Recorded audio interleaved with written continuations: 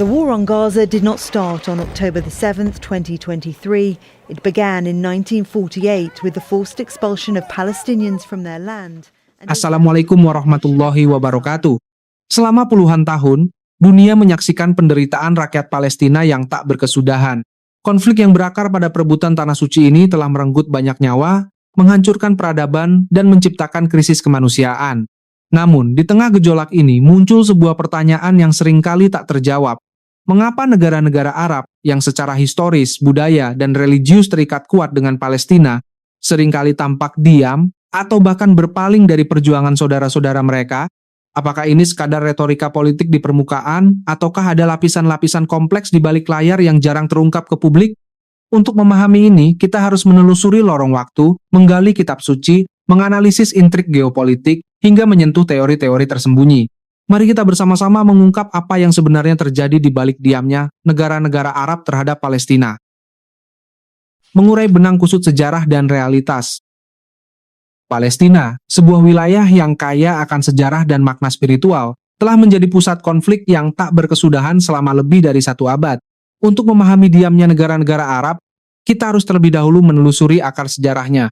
Sebelum konflik modern meletus, Palestina adalah bagian tak terpisahkan dari kekhalifahan Utsmaniyah. Selama berabad-abad, dari tahun 1517 hingga keruntuhannya pada 1924, wilayah ini berada di bawah pemerintahan Islam yang relatif stabil. Namun, keruntuhan kekhalifahan Utsmaniyah yang disebabkan oleh berbagai faktor, termasuk bangkitnya nasionalisme dan ambisi kekuatan Barat, membuka babak baru yang tragis bagi wilayah ini. Ada pandangan yang mengaitkan keruntuhan Utsmaniyah dengan gerakan Freemasonry dan Zionis yang berambisi menguasai Palestina, sebuah klaim yang menambah pandangan konspiratif pada narasi sejarah ini. Setelah Perang Dunia I, peta Timur Tengah dirombak, mandat Britania Raya atas Palestina ditetapkan, dan disinilah benih konflik modern ditanam. Pada tahun 1917, Deklarasi Balfour dikeluarkan, sebuah janji kontroversial dari pemerintah Inggris untuk mendukung pembentukan rumah nasional bagi orang Yahudi di Palestina. Janji ini diberikan tanpa mempertimbangkan hak-hak penduduk Arab yang sudah mendiami tanah tersebut selama berabad-abad. Deklarasi ini menjadi fondasi bagi gelombang imigrasi Yahudi yang signifikan ke Palestina, terutama antara tahun 1933 dan 1939. Kedatangan imigran ini memicu kerusuhan dan insiden kekerasan yang meluas antara komunitas Yahudi dan Arab, menciptakan ketegangan yang tak terhindarkan. Puncak dari ketegangan ini adalah keputusan Perserikatan Bangsa-Bangsa pada 29 November 1947 untuk menyetujui rencana partisi Palestina menjadi negara Arab dan Yahudi. Keputusan ini, yang secara fundamental mengubah demografi dan geografi wilayah tersebut, ditolak keras oleh bangsa Arab yang melihatnya sebagai perampasan tanah mereka. Sebaliknya, kelompok Yahudi menerima rencana tersebut dan segera bertindak. Pada 14 Mei 1948, David Ben-Gurion, kepala Badan Yahudi, mendeklarasikan kemerdekaan negara Israel. Peristiwa ini, yang segera memicu perang antara warga Arab Palestina dan negara Israel yang baru berdiri, dikenal oleh bangsa Palestina sebagai Nakba atau bencana besar. Ini adalah momen krusial yang secara langsung mengubah nasib jutaan orang. Deklarasi kemerdekaan Israel pada 14 Mei 1948 secara langsung memicu peristiwa Nakba pada 15 Mei 1948 yang melibatkan pengusiran massal, pembantaian, dan perampasan tanah. Ini bukan sekadar konflik teritorial, melainkan sebuah peristiwa yang secara fundamental mengubah demografi dan geografi Palestina, menciptakan krisis pengungsian. Implikasinya adalah bahwa fondasi negara Israel dibangun di atas pengungsian dan penderitaan besar bagi bangsa Palestina, yang terus menjadi akar konflik hingga kini. Antara tahun 1947 hingga 1949, sekitar 750.000 penduduk Palestina terusir dari tanah air mereka dan menjadi pengungsi di negara-negara tetangga. Pasukan Zionis merebut 78% wilayah Palestina, menghancurkan setidaknya 530 kota dan desa, serta membunuh sekitar 15.000 penduduk. Sisa 22% wilayah Palestina terbagi menjadi jalur Gaza dan tepi barat. Salah satu peristiwa paling kelam dalam periode ini adalah pembantaian di desa Dir Yasin, Yerusalem, pada tahun 1948, di mana sekitar 110 warga sipil dibunuh.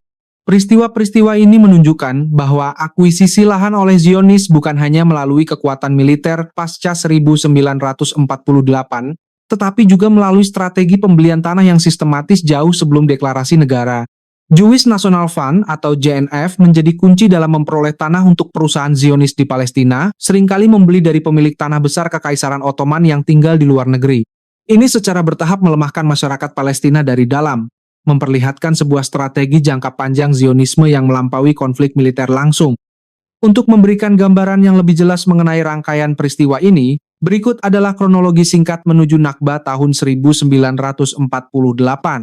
Tabel ini menyajikan garis waktu yang jelas dan ringkas dari peristiwa-peristiwa krusial yang mengarah pada Nakba 1948. Setelah Nakba, serangkaian perang besar terjadi antara negara-negara Arab dan Israel yang seringkali menjadi ujian pahit bagi solidaritas Arab dan secara signifikan membentuk dinamika konflik hingga saat ini. Segera setelah deklarasi kemerdekaan Israel, pasukan militer dari beberapa negara Arab, termasuk Mesir, Suriah, Lebanon, Irak, dan Transjordania (sekarang Yordania), melancarkan serangan.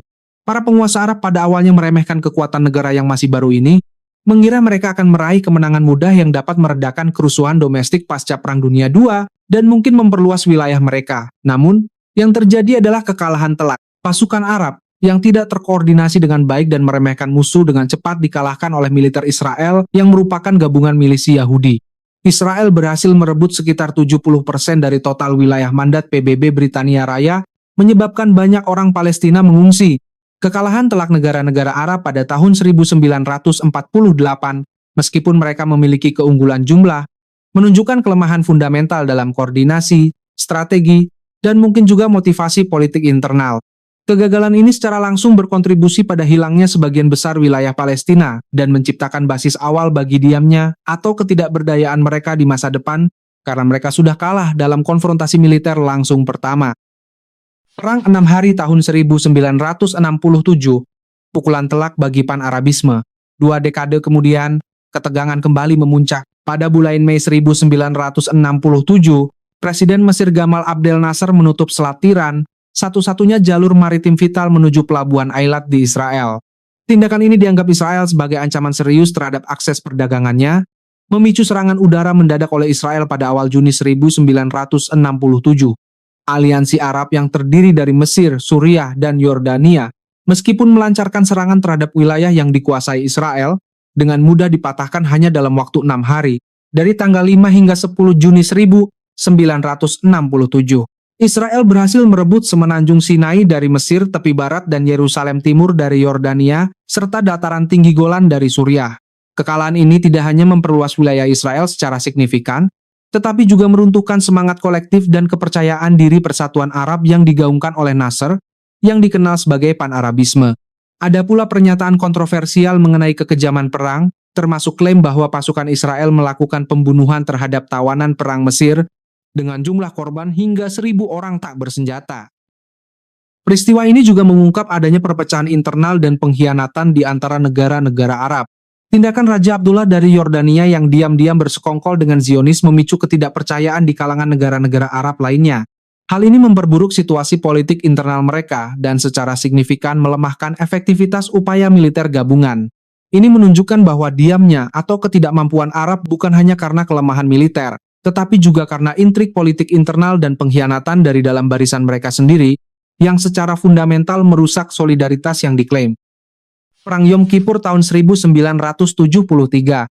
Setelah kekalahan telak pada tahun 1967, Presiden Mesir Anwar Sadat dan Presiden Suriah Hafez al-Assad bertekad merebut kembali wilayah yang hilang dan memulihkan harga diri dunia Arab.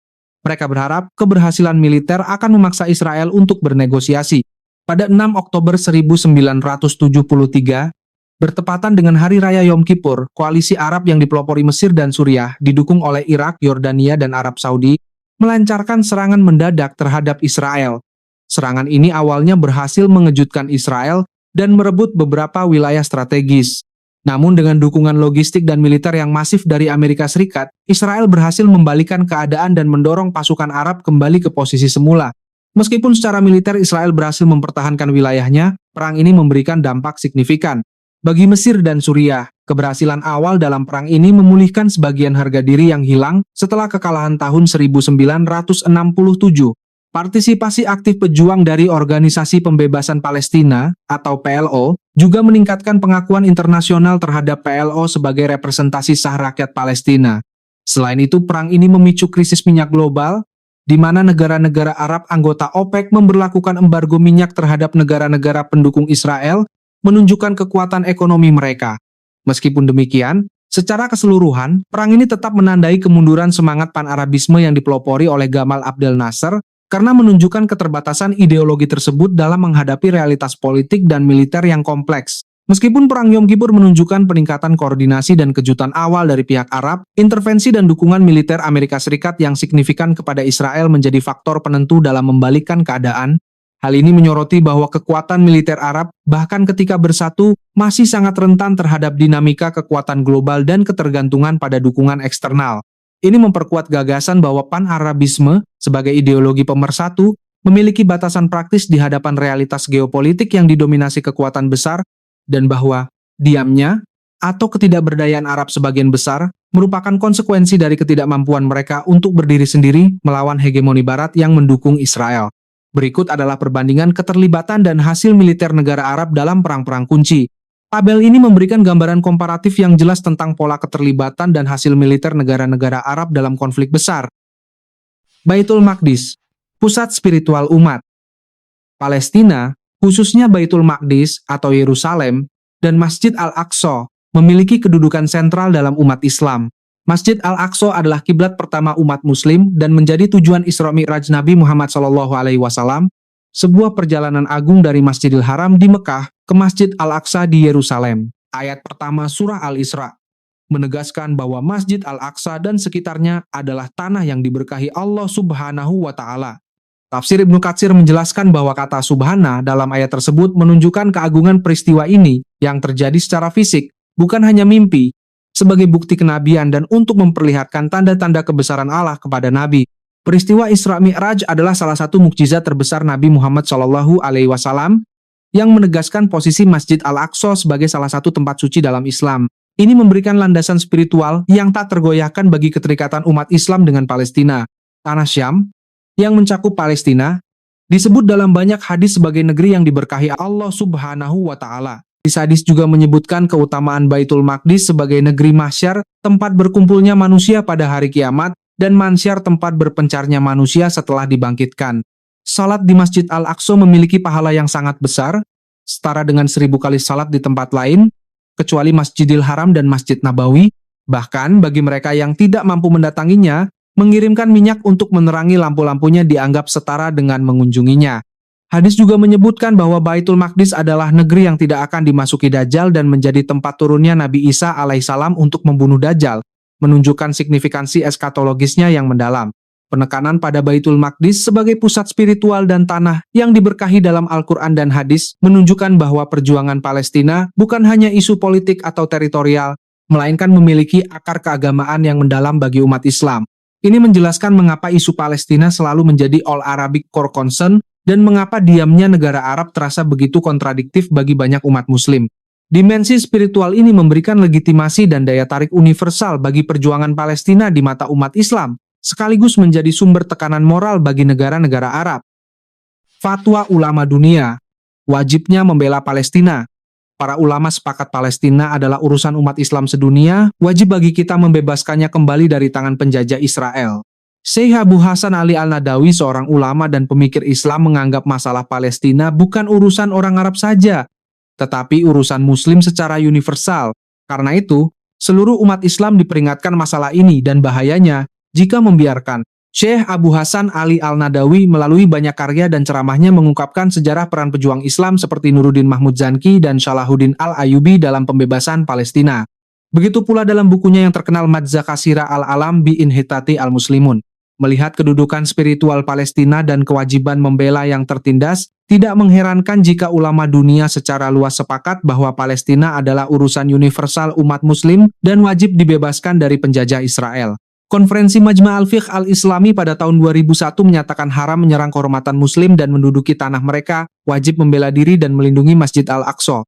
Salah satu ulama kontemporer terkemuka, Syekh Dr. Yusuf Al-Qaradawi dalam kitabnya yang terkenal, Al-Fatawa Al-Mu'asiroh, memfatwakan haram mencabut klaim atas Al-Quds, menjual tanah kepada musuh dan menjalin hubungan dengan pemimpin Yahudi Zionis.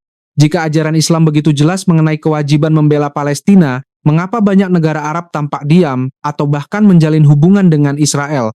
Jawabannya terletak pada dinamika real politik, di mana kepentingan nasional seringkali mendominasi idealisme, kepentingan ekonomi, dan keamanan rezim. Seiring berjalannya waktu, banyak negara Arab, terutama monarki di Teluk, mulai memprioritaskan stabilitas domestik, pertumbuhan ekonomi, dan keamanan rezim mereka di atas isu Palestina. Normalisasi hubungan dengan Israel, seperti yang dilakukan Uni Emirat Arab, Bahrain, Sudan, dan Maroko melalui Abraham Accords, didominasi oleh pertimbangan keamanan dan ekonomi. Misalnya, Uni Emirat Arab dan Israel menyepakati perjanjian perdagangan bebas pada tahun 2022 yang bertujuan untuk meningkatkan intensitas perdagangan barang dan jasa, memberikan keunggulan kompetitif bagi industri Israel dan membantu mengurangi biaya hidup di Uni Emirat Arab. Pergeseran ini menunjukkan bahwa awalnya solidaritas terhadap Palestina adalah inti dari identitas pan-Arabisme. Namun seiring waktu kepentingan nasional yang pragmatis, terutama keamanan rezim dari ancaman internal dan eksternal, serta diversifikasi ekonomi mulai menggeser prioritas ideologis ini. Diamnya, negara Arab dapat diinterpretasikan sebagai hasil dari kalkulasi rasional bahwa mempertahankan konflik dengan Israel merugikan stabilitas dan kemakmuran mereka, sementara normalisasi menawarkan keuntungan nyata. Ini adalah pergeseran dramatis dari idealisme kolektif ke realisme individual negara. Pengaruh Amerika Serikat. Amerika Serikat memiliki pengaruh yang sangat besar terhadap kebijakan luar negeri negara-negara Arab di Timur Tengah. Pengaruh ini terwujud melalui tekanan diplomatik, bantuan militer, dan inisiatif perdamaian yang seringkali memihak Israel. Lobi pro-Israel yang kuat di Amerika Serikat seringkali memengaruhi para pengambil kebijakan di Washington, bahkan sampai mengorbankan hubungan dengan negara Arab tertentu demi kepentingan Israel. Amerika Serikat secara konsisten memihak Israel, bahkan dalam isu-isu yang bertentangan dengan prinsip demokrasi dan hak asasi manusia, seperti klaim sepihak Yerusalem sebagai ibu kota Israel dan pemindahan kedutaan besar Amerika Serikat ke sana. Inisiatif perdamaian Amerika Serikat seperti Deal of the Century di bawah pemerintahan Donald Trump dirancang untuk menguntungkan Israel, dengan konsekuensi Palestina kehilangan Yerusalem Timur, yang dicita-citakan sebagai ibu kota Palestina merdeka, hilangnya hak kembali pengungsi, dan wilayah yang tidak lagi berdasarkan perbatasan tahun 1967. Trump bahkan secara eksplisit mengancam akan mencabut bantuan militer dan ekonomi kepada Mesir dan Yordania jika kedua negara tersebut menolak menerima warga Palestina dari Gaza dalam skema relokasi kontroversialnya. Pengaruh Amerika Serikat bukan hanya sebuah faktor, melainkan kekuatan pendorong di balik diamnya, atau pergeseran kebijakan negara-negara Arab, melalui kombinasi tekanan, ancaman bantuan, lobi pro-Israel, dan insentif, normalisasi, perjanjian ekonomi.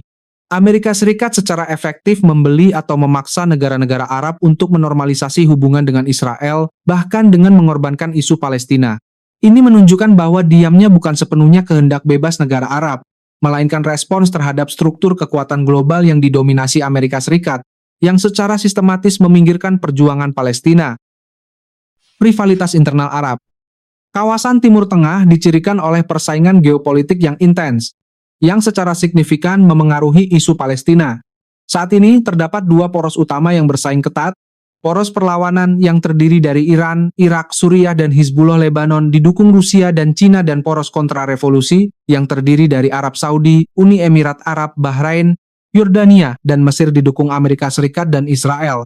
Ancaman Iran kini dipandang lebih mendesak bagi negara-negara Arab daripada Israel, mendorong mereka untuk lebih mendekat ke Israel. Akibatnya, isu Palestina menjadi terabaikan dalam prioritas kebijakan luar negeri mereka. Rivalitas ini memicu perang proksi di Yaman, Suriah, dan Lebanon, seringkali dengan korban sipil yang besar, dan secara efektif menghambat proses perdamaian.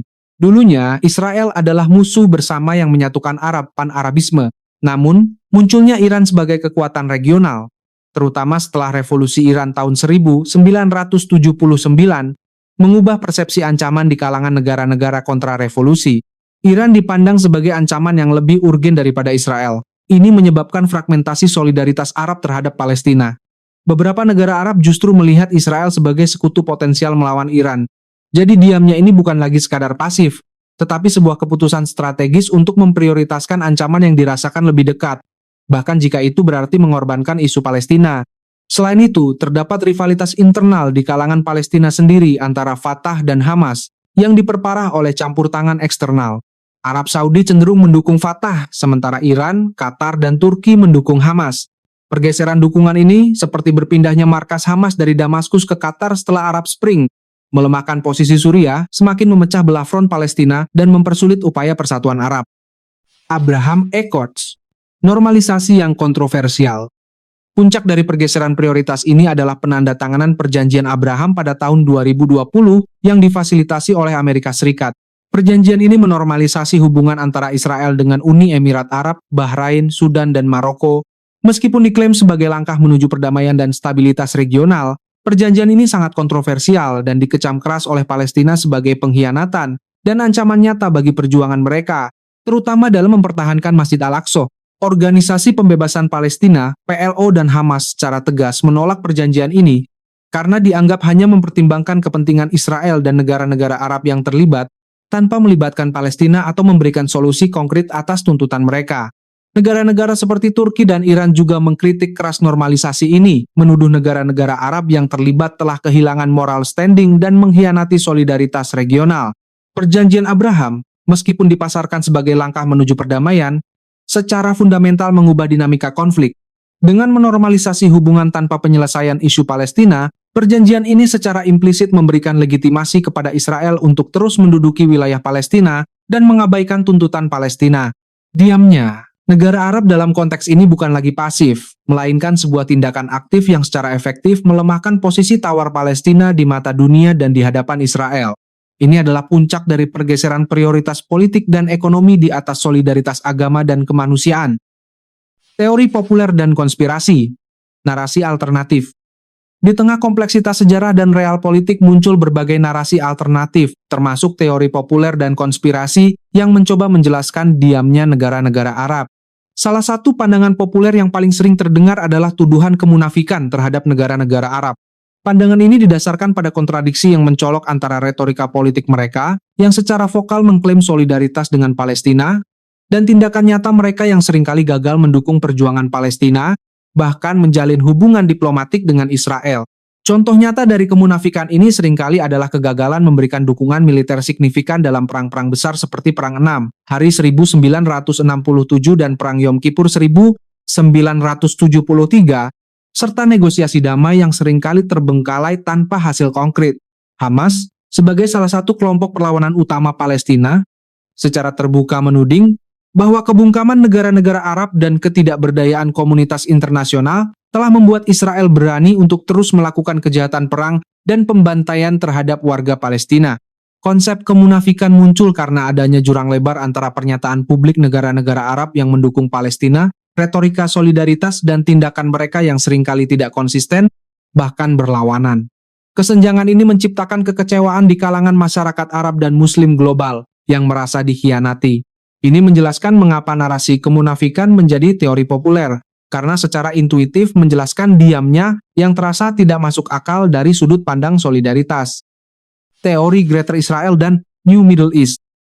Teori konspirasi Greater Israel, Eretz Israel Haslema, adalah salah satu yang paling sering dibicarakan dalam konteks ini.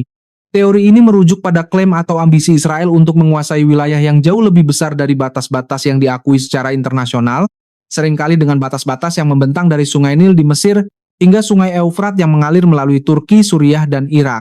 Konsep ini memiliki akar biblikal dan telah dianut oleh kelompok Zionis revisionis.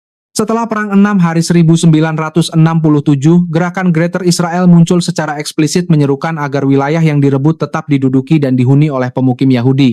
Beberapa peta konspirasi bahkan menunjukkan Greater Israel mencakup seluruh Yordania, Lebanon, Suriah, Semenanjung Sinai, Delta Nil di Mesir, dan hampir seluruh Irak, meskipun ada keanehan seperti mencakup Madinah tetapi tidak Mekah. Teori ini seringkali dikaitkan dengan konsep New Middle East, sebuah istilah geopolitik yang diperkenalkan oleh Amerika Serikat, misalnya oleh Condoleezza Rice pada tahun 2006. Konsep ini dikaitkan dengan upaya untuk membentuk ulang kawasan Timur Tengah, seringkali dengan Israel sebagai pemain sentral yang dinormalisasi hubungannya dengan negara-negara Arab moderat untuk menghadapi ancaman bersama seperti Iran. Teori Greater Israel dan New Middle East muncul sebagai cara untuk menjelaskan diamnya negara Arab dan pergeseran kebijakan mereka. Jika negara-negara Arab diam atau bahkan bersekutu dengan Israel, maka ada agenda tersembunyi yang lebih besar yang sedang dimainkan. Teori ini menyiratkan bahwa negara-negara Arab mungkin menjadi bagian dari rencana yang lebih besar, atau setidaknya tidak berdaya untuk melawannya. Ini mencerminkan tingkat ketidakpercayaan yang tinggi terhadap elit politik Arab dan Barat, serta upaya untuk mencari penjelasan di luar narasi resmi untuk kekalahan dan penderitaan Palestina yang berkelanjutan. Suara perlawanan. Terlepas dari diamnya beberapa negara Arab, perjuangan Palestina tidak pernah padam. Justru, ketidakmampuan atau keengganan negara-negara Arab untuk memberikan dukungan substansial seringkali mendorong munculnya dan penguatan kelompok perlawanan non-negara seperti Hamas. Hamas, yang terinspirasi dari gerakan pemberontakan pertama, menggunakan strategi perlawanan gerilya dan diplomasi untuk membebaskan Palestina. Mereka secara konsisten menentang kebijakan Israel yang menindas, seperti perluasan permukiman ilegal dan operasi militer yang menargetkan warga sipil, dan menganggap normalisasi hubungan Arab-Israel sebagai pengkhianatan terhadap perjuangan Palestina. Kelompok-kelompok ini berargumen bahwa kebungakaman negara-negara Arab dan ketidakberdayaan internasional telah mendorong musuh kriminal fasis ini untuk melakukan kejahatan dan pembantaian lebih lanjut. Diamnya atau ketidakmampuan negara-negara Arab dalam memberikan dukungan substansial kepada Palestina tidak mengakhiri perjuangan Palestina, melainkan justru mendorong munculnya dan penguatan kelompok perlawanan non-negara seperti Hamas. Ini menunjukkan bahwa ketika dukungan formal dari negara-negara Arab berkurang, perjuangan beralih ke bentuk lain untuk mengisi kekosongan tersebut. Ini adalah hubungan sebab akibat yang penting. Diamnya negara Arab tidak berarti diamnya perjuangan Palestina, melainkan evolusi bentuk perjuangan. Sejarah diamnya negara Arab terhadap Palestina bukanlah kisah sederhana tentang pengkhianatan atau ketidakpedulian semata. Ia adalah jalinan rumit dari kepentingan geopolitik yang saling tarik-menarik, tekanan eksternal dari kekuatan global, rivalitas internal antar negara-negara Arab, dan pergeseran prioritas nasional yang seringkali bertabrakan dengan idealisme agama dan solidaritas kemanusiaan. Dari tragedi Nakba yang tak terlupakan, kekalahan pahit dalam perang-perang besar hingga perjanjian normalisasi kontroversial yang memecah belah, kita belajar bahwa nasib Palestina sangat bergantung pada persatuan umat, pemahaman mendalam tentang dinamika kekuatan global yang rumit, dan keberanian untuk terus menyuarakan keadilan. Ini adalah panggilan bagi setiap individu untuk tidak diam, untuk terus mencari kebenaran di balik narasi-narasi yang ada, dan untuk menjadi bagian dari solusi sekecil apapun itu. Jika narasi ini membuka wawasan Anda dan menggugah kesadaran Anda, jangan biarkan suara kebenaran ini berhenti di sini. Mari kita bersama-sama memperluas pemahaman dan diskusi tentang Palestina. Like video ini, subscribe channel kami, dan bagikan kepada teman-teman Anda. Karena dalam pengetahuan yang mendalam, ada kekuatan untuk perubahan yang nyata. Terima kasih telah menonton. Wassalamualaikum warahmatullahi wabarakatuh.